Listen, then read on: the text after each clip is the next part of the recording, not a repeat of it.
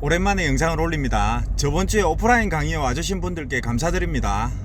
오늘은 부산 수영구 밀락동에 소재하는 상가에 대해서 설명드려 보도록 하겠습니다. 토지의 용도지역은 준주거지역이고 지목은 대입니다. 토지 면적은 79평이고 토지의 감정평가액은 9억 1700만원입니다. 평당 1160만원입니다. 건물은 지하에서 4층 건물이고 각 층의 면적은 40평 정도 됩니다. 임대 놓기가 좋겠네요. 건물의 감정평가액은 1억 9,700만원 정도입니다. 토지와 건물을 합친 전체 감정평가액은 11억 1,400만원입니다. 경매 나온 부동산은 광안리 바닷가 근처에 있습니다. 200m 정도 떨어져 있고요. 인근에는 밀락 1지구와 밀락 2지구가 있습니다. 각각 주거환경 개선지구인데 주거환경 개선지구를 해제하고 재개발구역으로 지정하려는 움직임이 있습니다. 밀락 2지구는 현재 사타 신청을 위한 접수를 했다고 합니다. 200m 떨어진 곳에 광안리 바닷가가 있습니다. 위치는 아주 좋은 것 같습니다. 상가로 활용할 수 있으면 가장 좋은데 상가로 활용하지 않더라도 바닷가가 가까우니까 주거용으로 활용해도 좋을 것 같습니다. 매일 광안리 바닷가에서 산책하면 아주 좋겠네요. 물건이 아주 좋은 느낌이 드는데 현장에 가서 주변을 한번 살펴보고 광안리 바닷가까지 걸어가 보도록 하겠습니다.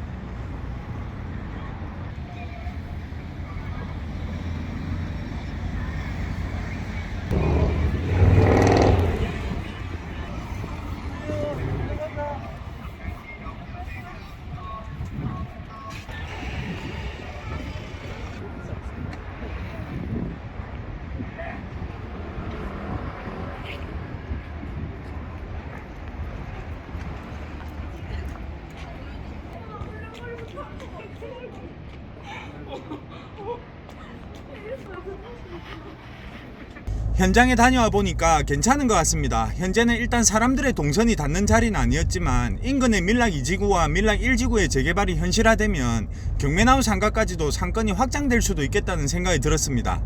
그리고 광안리 바닷가에서 경매나무 상가 쪽으로 상권이 조금씩 번지는 느낌이 들었습니다. 젊은 친구들이 많았습니다.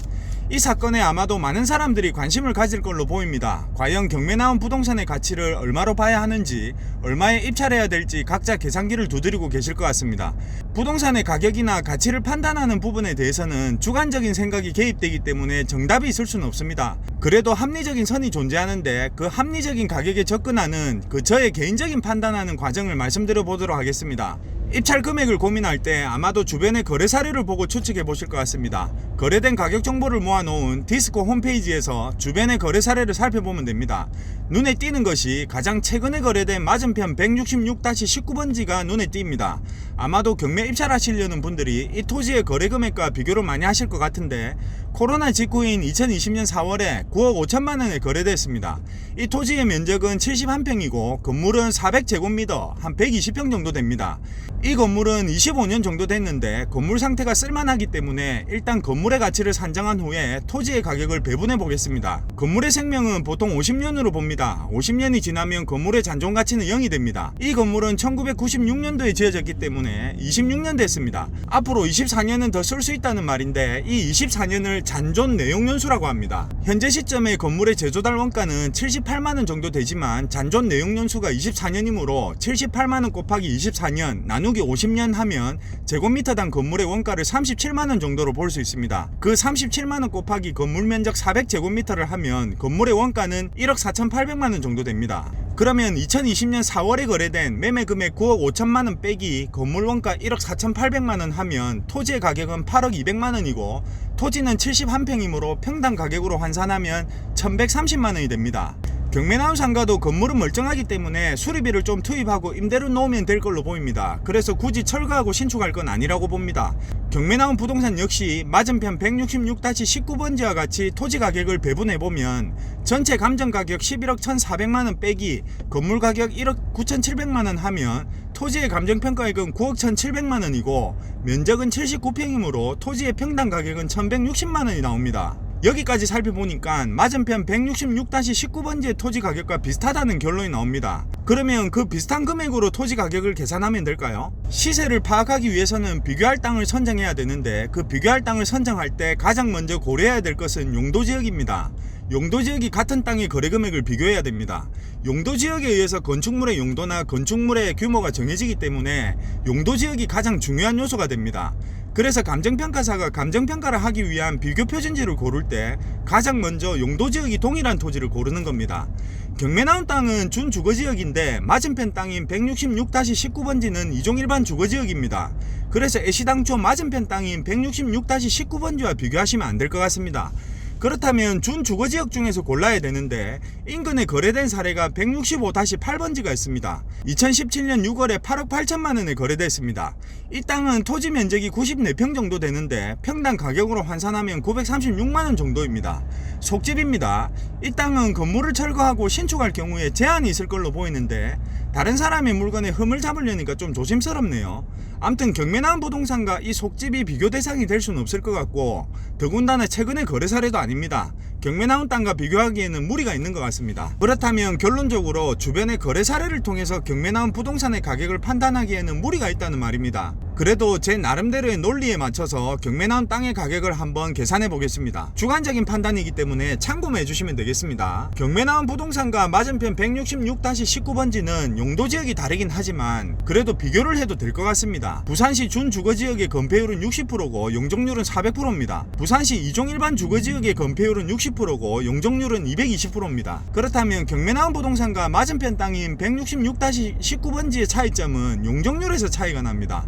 용적률이 180% 정도 차이가 나고 건폐율은 60%니까 층수로 따지자면 3개 층 정도 차이가 나게 됩니다. 결국 경매 나온 부동산은 맞은편 땅에 비해서 건축 바닥 면적 48평짜리 3개층인 총 144평을 더 지어 올릴 수 있습니다. 144평 곱하기 평당 건축비 550만원 하면 약 8억원 정도의 건축비가 들어가게 됩니다. 건축비 8억원을 투자해서 한 층에 8평짜리 원룸 6개를 넣을 수 있게 되고 3개층이니까 원룸 총 18개를 만들 수 있습니다. 임대 수입은 방 한 개당 월세 50만원을 받는다고 가정하면 월 900만원의 수입이 생기게 됩니다. 연 1억 800만원입니다. 건축비 8억원을 투입하고 연 1억 800만원의 수입이 생기게 되므로 연수익률은 15%입니다. 일반적인 수익형 부동산의 연수익률을 6% 정도로 가정하겠습니다. 그러면 연 1억 800만원이 나오는 부분의 3개층의 가치는 18억원이 되고 투자한 건축비는 8억원이므로 결과적으로 10억원의 가치가 창조됐습니다. 이 10억이라는 숫자를 토지 79평에 녹여낸다면 평당 1265만원이 됩니다.